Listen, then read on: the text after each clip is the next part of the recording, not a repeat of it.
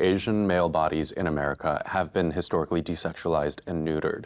And so if I can do my part, then here is my naked body.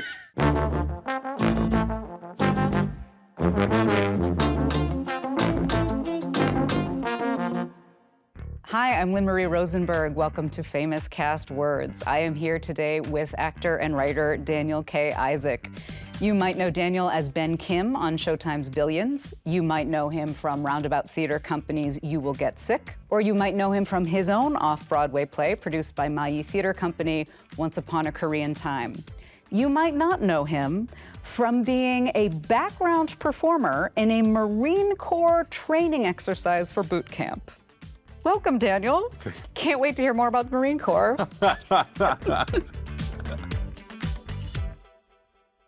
So when you started on Billions, am I correct that it was the pilot and it was supposed to be just essentially one episode? They had no guarantee of this character continuing. Right.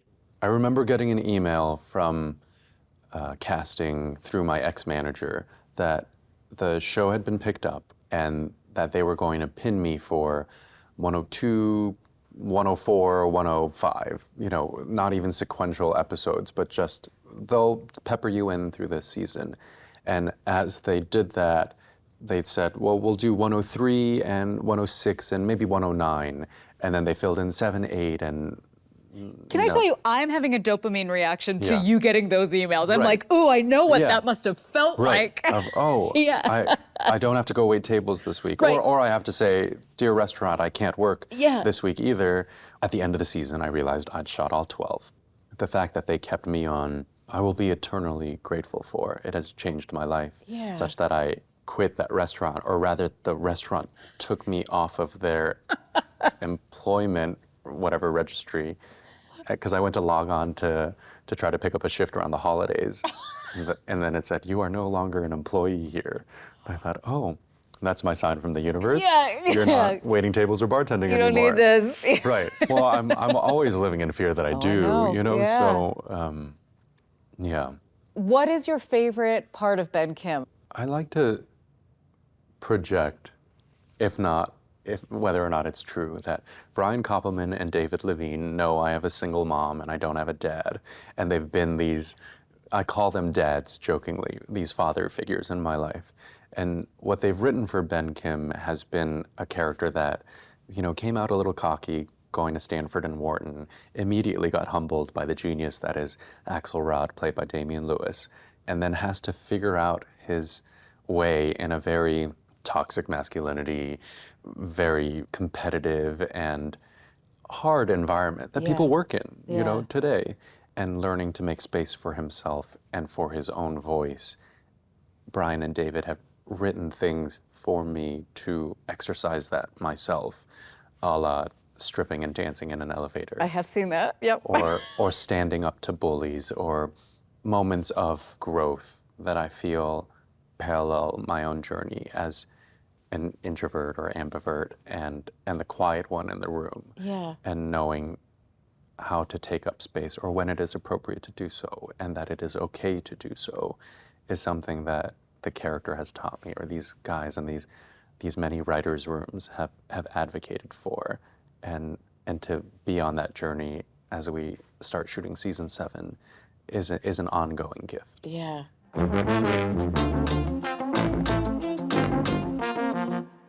You did a run of The Chinese Lady in 2018, and then you did another run in 2022. What have the differences been between doing it then versus doing it now? When we did Lloyd's play in 2018 and talked about the difficulties of being an Asian-bodied person in America, most of the audience assumed, aren't you just white adjacent? Don't you have the same privileges? The toxicity of the model minority myth is such that there should be no complaints there. And yet with COVID and the awareness of hate crimes against Asian bodies and the terrible shootings and that when we did it in 22, we never had to convince the audience, look how hard it can be, because you imagine they've at least experienced one news article or one hashtag by this point that showed them, oh, this is a difficulty that a community experiences here. And so how wonderful that we don't have to have the burden of labor of convincing, and how tragic that it is because an Asian American actor was attacked on the way to the theater at the public, or that company members of SUFs would get harassed or harangued on their way or leaving the theater. And this is Astor Place when you're around NYU, and there should be a general safety to having the Blue Man Group and a bougie restaurant and all these banks and the Cube and Starbucks there. And yet still, there is danger, there is threat around, and because hate is invisible, right? Yeah. You don't know who holds or harbors it and what they will do with it.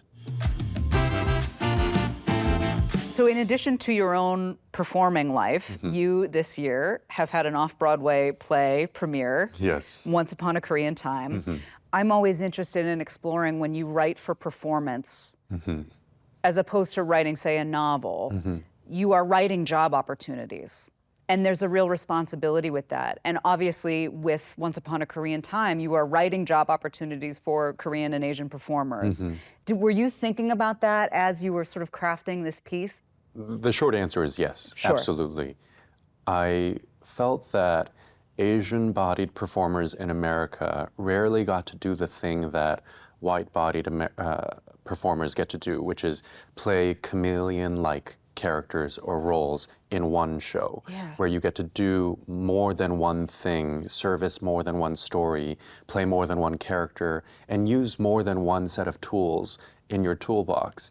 And so I wanted to write a show that said, these performers are just as talented, have just as many resources, can tell an unending amount of stories in their bodies. Let me try to showcase that. And they delivered. It is essentially about oral tradition, oral storytelling, but the direction in it was very richly visually imagined. What felt important to you about a really rich visual experience for that show? When I wrote the play, one of my ulterior motives was that young playwrights, emerging playwrights, playwrights of color are often told, make something that's very easily producible. A two-hander, a four-person play, a living room set. And I hated those boundaries. And so I wanted explosively, imaginatively, impossibly large. And that's probably why it didn't get produced for a very long time. Sure. And instead, Ralph Pena and Mayi Theater Company said yes. And the way that Ralph said yes included perhaps historically Mayi's most expensive show, so I can't thank them enough for that. And I will say, you know, of course the piece is specifically about Korean diaspora, but as someone who comes from a Jewish diaspora tradition and even an Irish diaspora in some ways, you know, it hit home very relevantly to my ancestry as well. And I think it's so important, you know, whenever I hear the sort of weak, thin arguments against inclusion or against representation, just like, it's all relatable. We're all human beings who, many of us have come, especially to the United States, if you look at our lineages, like, all of us are here for similar reasons. You know, the experience is always going to be relatable. Yeah. Linda Lavin came to closing and she said, you told my story and I'm Jewish and you're Korean, and I never thought that there would be these parallels there. And now when she talks about it with, say, Jewish friends who come, she'll say, Daniel wrote a play for us. And I find that so special. And that's the dream, right? To write something so specific and yet that there's a universal access to it. And that Mayi champions this by only doing Asian American new plays, and yet other communities can then see themselves in that. That is all I hope to do. Absolutely. I love that she said that. And I love that Linda Lavin and I have the same assessment of things.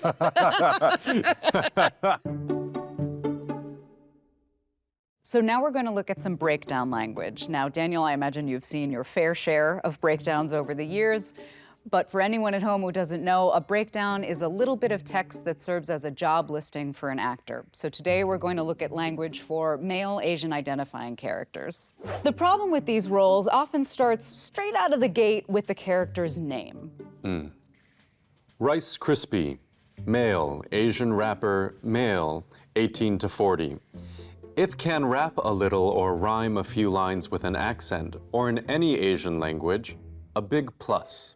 Any Asian language. Accent skills will be a common request on set. 16, Asian, heavy accent. His sole purpose is to bring comedy to the project. But don't expect any sort of specificity with that request. Asian male, he is in his early 40s. He has an accent. An accent. Geographically, you're likely to face a lack of clarity as well. Street artist, Asian male, age 40 to 80. A thin, weathered portrait artist. Makes you wonder what kind of life he had back in Asia. God. And you can expect to be belittled at every turn. Male, 50 to 90, Asian, small appearance, looking wistful in Chinatown. But the most common thing you'll see is this.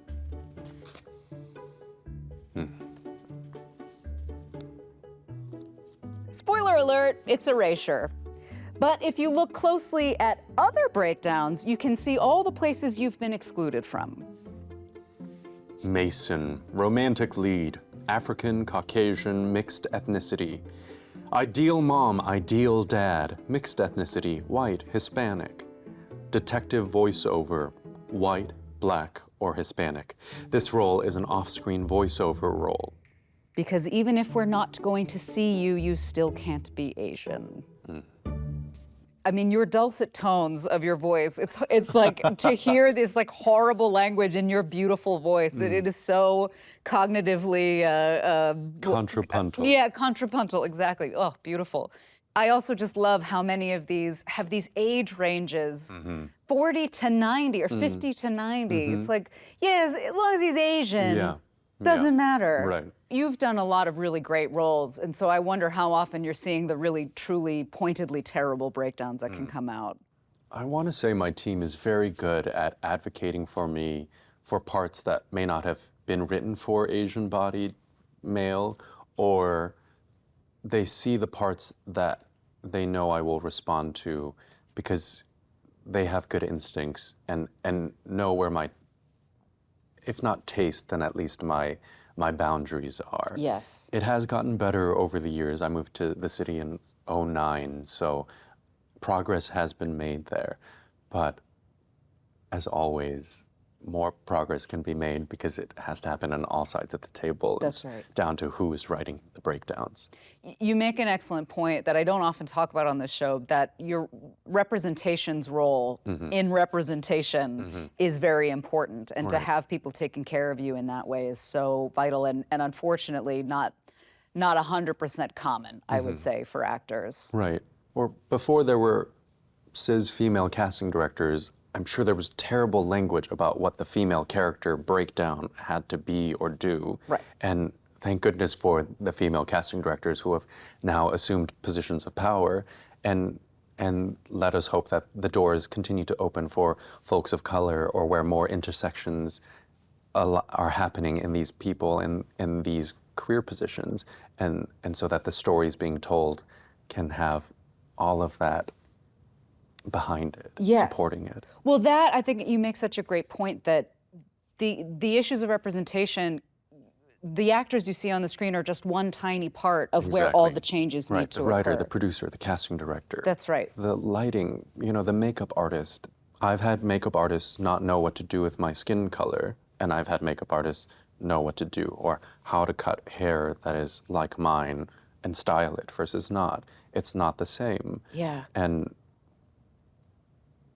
this one's, it's not shady, but it's true. Season 1 of Billions, any person of color that stands next to a white actor looks just a little purple or just like a little blue.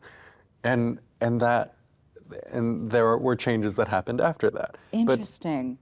But, I'd never seen lighting done so stunningly until Moonlight on black bodies.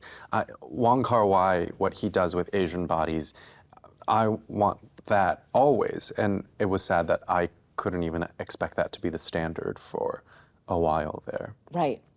Is there anything in particular else that you'd like to talk about with these terrible breakdowns?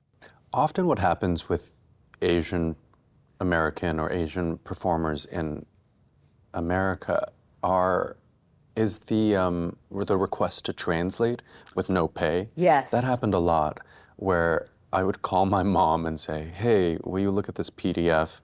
And then I'd have to teach her how to open the PDF in her email.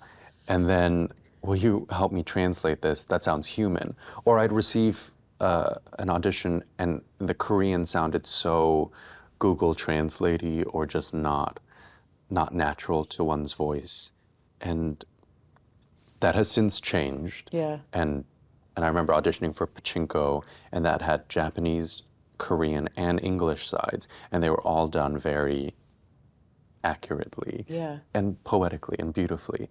But I did a movie once, and I did the translation work, or my mom and I did the translation work for multiple Korean characters in the movie, and didn't get credit for it. You know, I didn't know how to advocate for myself then, or that there should be extra pay, let alone credit involved for that. And so I'm glad we've come some ways there, but it's still happening, because just because you say, whatever language you speak, if you could do that, that's still labor you are asking of someone that you wouldn't ask of, say, someone else who is white in America, where you assume they don't speak another language, and that prejudice is also harmful. But, you know, there is labor, and labor should be compensated at a living wage. And here's hoping that we continue to advocate for that. So we have another segment for you right now. We call it Special Skills, where we go do something that does not necessarily have to do with representation and inclusion. We're just going to do something fun that you enjoy. So we have now arrived at Special Skills. You mentioned in an interview that you wanted to try pottery because it was something you wanted to try something you were bad at. Yes. And I loved that. Now, today we're going to be even worse at that because these don't work terribly well, but we're going to make some pottery magic happen no matter what. You're going to teach me what you know about pottery. Okay. So let's see if I remember anything. The first step is to take a bit of clay, I guess. And normally you do something called wedging, so that you get all the air bubbles out. You squeeze in and you roll is how you would wedge, but we're not going to be able to really do that here. So maybe we'll just do it on our palms. Yeah. We'll That do it feels this right. way. This Okay. feels like it looks like we know what we're doing. Sure. Yeah. And after wedging is centering, which is why there are these rings in the, and so the idea is to center it. As Like much as you- spiritually? Yeah, one hopes. I normally work with a foot pedal, but let's see what happens here as we turn a little dial. So then you can usually tell immediately if you're off center or not, which I can tell. You did a really good job of making that, Thank you. like that gumdrop shape is very good. Oh. And you can sort of press the edges down so you know it's not gonna slide. And then we'll add water to the equation here. Okay. Yeah, that's good. It's also getting everywhere immediately. You would normally do it with 2 fingers and start pulling. So you'd go down, and I'm not centered, which is why everything's wobbling. Sure. And you can never So you- use too much water here, which is why we have aprons on. And you would slowly apply pressure towards the center and then pull out. Got it. Thereby completely stopping the weak motor. The weak motor. But see what, I'm mesmerized.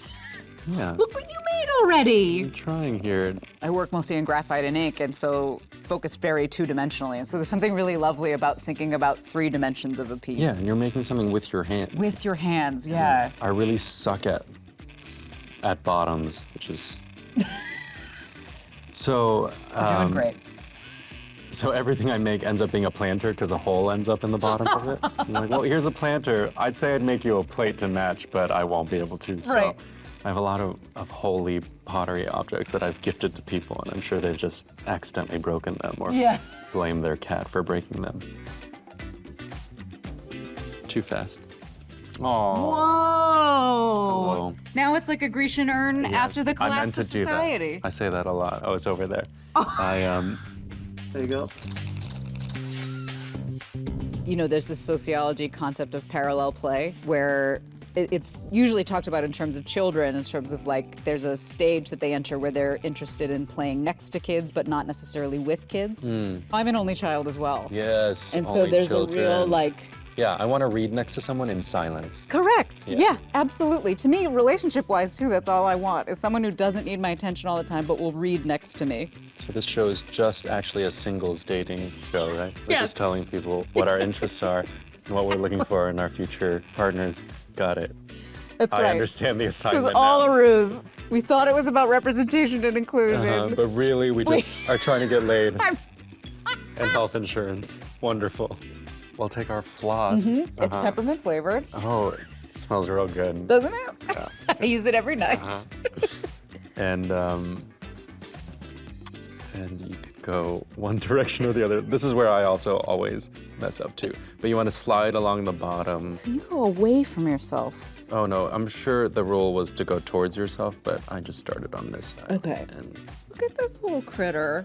you made a thing. Made a thing. You would put it on a little plate or whatever and let it dry for a period of time that's not too long because you can't have it be too dry. Okay, that looks like something. I think it's beautiful. We've known each other for many years. We did a reading together years ago, but mostly we have had a social media relationship. And I love your social media because something that you see as a problem with Asian male representation in media is a desexualization, right? And you've got this like thirst trap world, which I love. What goes through your mind when you're like, today's a thirst trap day? I think about a number of things. I think at its most generous, yes, it is political. Asian male bodies in America have been historically desexualized and neutered. And so if I can do my part, then here's my naked body. I don't mind. I also think it's a reminder for me to treat my body in where it is today with its own love and tenderness and care, because I can be very hard on myself in that regard. And so let me do this for myself more than, or in addition to the dopamine hits of someone liking it. Sure. Yeah.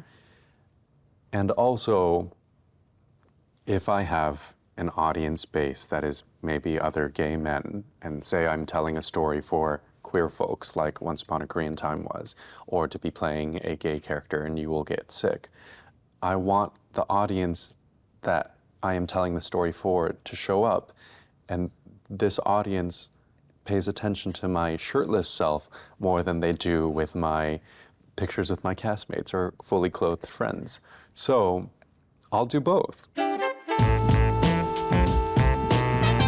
Something that you do on social media, in addition to thirst trap pictures, is you have another Instagram account called According to My Mother. Yes. What sort of things might we find on this separate Instagram account? You might find screenshots of text messages, emails, and transcribed conversations, Korean to English, between my single mother, who is a Korean immigrant, and a wonderful human being who survived the Korean War, but is also deeply homophobic Yes. and ultra-conservative and believes in conspiracy theories and is an anti-vaxxer and a Trump voter and I am a gay queer man who decided to pursue a career in the arts and am her only child and very liberal, perhaps, and Perhaps a little more just progressive than a she little is. more, Yeah. just on an opposite side of the spectrum. Yeah. And how we relate to one another gets distilled in these little posts, and I hope you find them painfully funny, and hilariously sad, and that maybe they make you laugh. Does she know about this project? Oh, yeah. Yeah. She hates that you can't Google me without her appearing. Okay. And so once she asked me to clean the internet of her, and I thought, well, that's not how it works. I think gajillionaires can do that, Yeah. but that's not how it Pandora's works. out of the box for Yeah. us regular folks. So sorry, Mom. Yeah. And so what's happened instead is that, and I imagine many parents of queer children have to go through this phase, and how they deal with it is how they deal with it. But my mom is now the closeted one about having a gay or queer son, and she's in denial, or she's trying to remove herself from it. But as I progress in my career, it is harder and harder for her to be able to hide it. One time I was borrowing her car on a Sunday, and so she was going to church, and she had me drop her off a block away so that her fellow church members wouldn't see me, which then is such a reversal of the teenager who's embarrassed by their parents' car or whatever Yeah. and wants to be dropped off a block from school. So it's an ongoing thing. Boy, it all comes back around, doesn't it? We all wind up taking care of our parents and flipping We the do. relationship. Yeah. We do, yeah. If we're so lucky Cut to. that. Daniel, thank you so much for being here today. It has been an absolute honor to have you. You may now go take your nap before the evening show. Thank you. Thank you for watching. Take care of each other and be professional.